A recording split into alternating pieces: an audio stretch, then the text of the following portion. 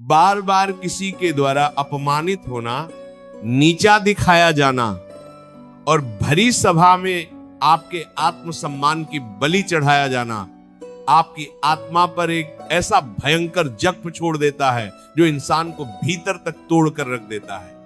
आज वो एक गुप्त सूत्र आपके साथ साझा करूंगा, जिसे अपनाते ही आपके मन का बोझ हल्का हो जाएगा और आप दूसरों के दिए हुए इस अपमान की पीड़ा से हमेशा हमेशा के लिए मुक्त हो जाएंगे। जब आप अपनी ओर से हर इंसान का सम्मान करते हैं, सबके साथ प्रेम और निष्ठा का व्यवहार रखते हैं, लेकिन बदले में केवल उपेक्षा, तंज और अपमान के कड़वे बोल ही वापस मिलते हैं, तो सीने के भीतर एक असहनीय संताप जन्म लेता है। आप एकांत में बैठकर अपनी आंखों से बहते आंसुओं को पोंछते हैं और सामरे सरकार से पूछते हैं कि जब मैंने किसी का बुरा नहीं चाहा तो लोग मुझे ही बार बार नीचा क्यों दिखाते हैं। इस निरंतर अपमान और नीचा दिखाए जाने के माहौल में इंसान के भीतर का आत्मविश्वास पूरी तरह बिखरने लगता है। अपनी ही नजरों में इंसान खुद को छोटा महसूस करने लगता है।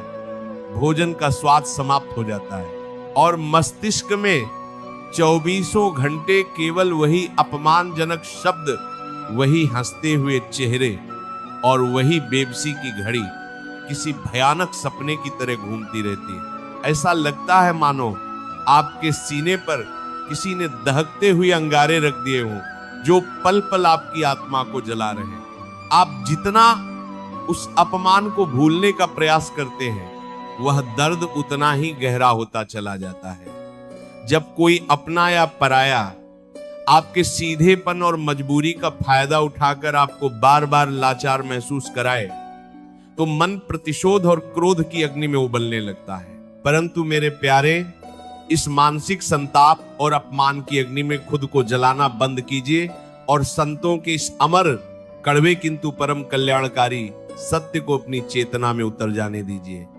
जो इंसान आपको नीचा दिखाने का प्रयास कर रहा है, वास्तव में वो आपकी क्षमता और आपकी अच्छाई से भयभीत है।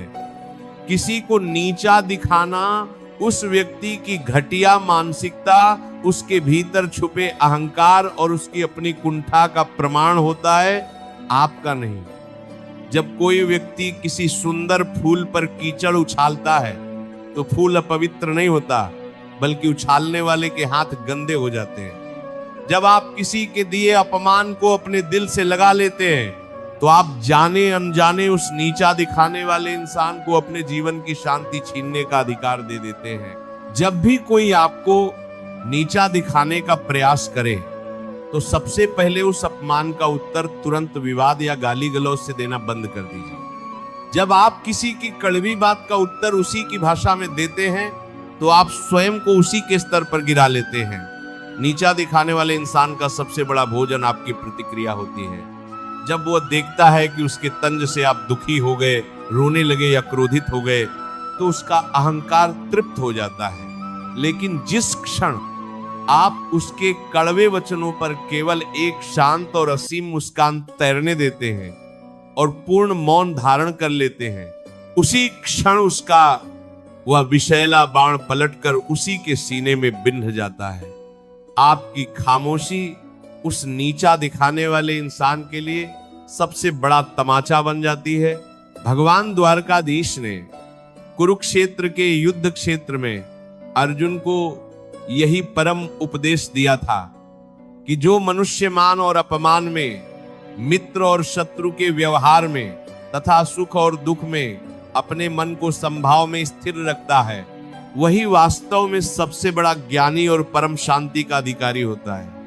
प्रभु कहते हैं कि जब कोई आपके साथ बुरा व्यवहार करता है, तो वह अपने कर्मों का बीज बो रहा होता है। आपको उसके कर्म का प्रभाव अपने मन पर नहीं पड़ने देना है। ईश्वर जब आपके जीवन में ऐसे अपमान का प्रसंग लाता है, तो वह आपको यह सिखा रहा होता है कि दुनिया के झूठे सम्मान और अपमान से अपनी आत्मा को ऊपर उठाओ, अपने भीतर एक ऐसा अभेद्य दुर्ग बनाओ जिसे संसार का कोई भी कटु शब्द हिला न सके।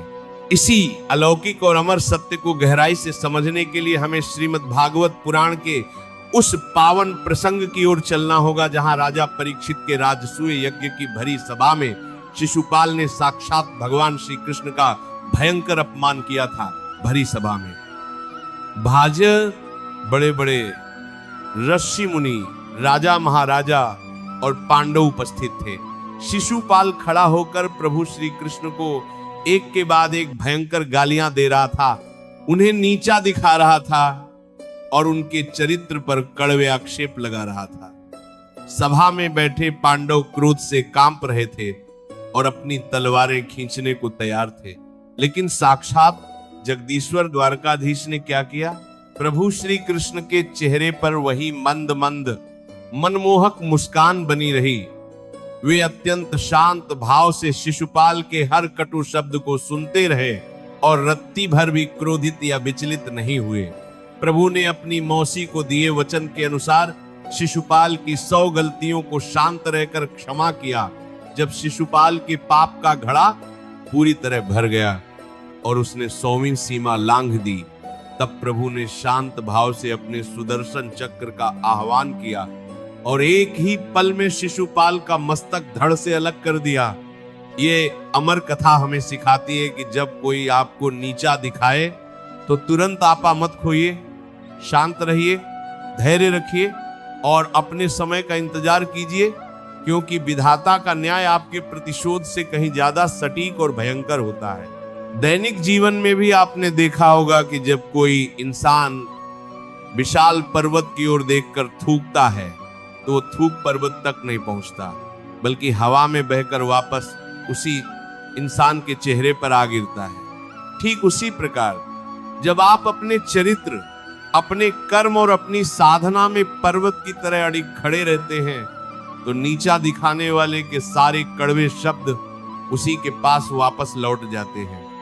जब एक कुम्हार मिट्टी को रौंदता है और उसे आकार देता है तो मिट्टी उस दर्द को सहकर एक सुंदर घट बन जाती है जो राजाओं के महलों की शोभा बढ़ाती है।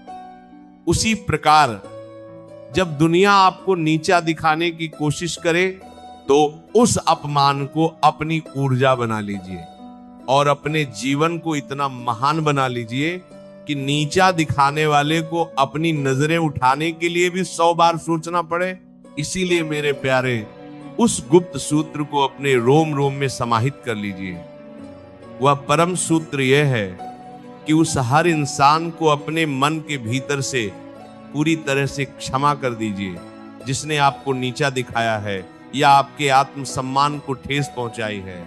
आपका मन बार बार कहेगा कि जिसने मुझे भरी सभा में अपमानित किया उसे मैं कैसे क्षमा करूं, परंतु मेरी बात को अपनी आत्मा में बांध लीजिए। क्षमा करना उस इंसान के भले के लिए नहीं, बल्कि खुद को उस क्रोध, जलन और प्रतिशोध की मानसिक जेल से आजाद कराने के लिए आवश्यक है।